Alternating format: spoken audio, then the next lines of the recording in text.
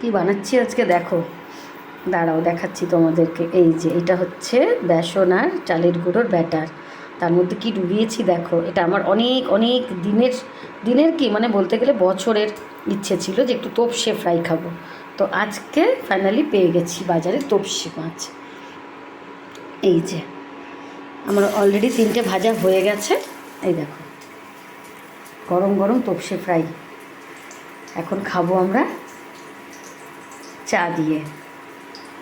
আজকে তোপসে মাছ বাজারে অ্যাভেলেবেল ছিল, তো কিনে নিয়েছি। আমি মোটামুটি 8-9 পিসের মতন কিনেছি। খালি ফ্রাই খাবো, অন্য কিছু খাবো না, কারণ আমি জানি এই তোপসে মাছ দিয়ে ফ্রাইটাই খুব পপুলার একটা রেসিপি। তো আমি নিজের হাতে কোনো দিনও সত্যি কথা বলতে বানাইনি। আমার বোনের বিয়ের সময় করা হয়েছিল তোপসে ফ্রাই, তখন খেয়েছিলাম, বাট অনেক বছর হয়ে গেছে, স্বাদটাও ভুলে গেছি।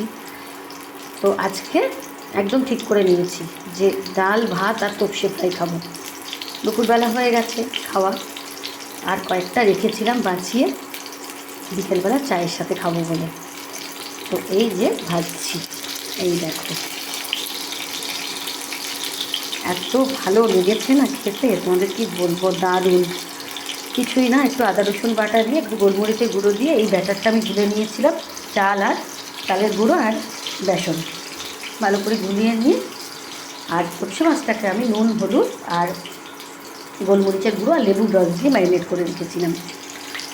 তো ব্যাস এই পর্যন্তই, কিন্তু ম্যারিনেশনটা মোটামুটি 1.5 ঘন্টা মতো হয়েছিল। খুব ভালো করে, যার জন্য ভেতরে মশলাগুলো ঢুকেছে আর বেশ মচমচে হয়েছে। তোমরা করলে কিন্তু চালের গুঁড়োটা দিতে ভুলবে না। অনেকে বলে যে ময়দা দিয়ে বা বেসন দিয়ে ভালো হয়, বাট আমি দেখলাম চালের গুঁড়োর মতো ক্রিস্পি কিন্তু মনে হয় হবে না ওটাতে।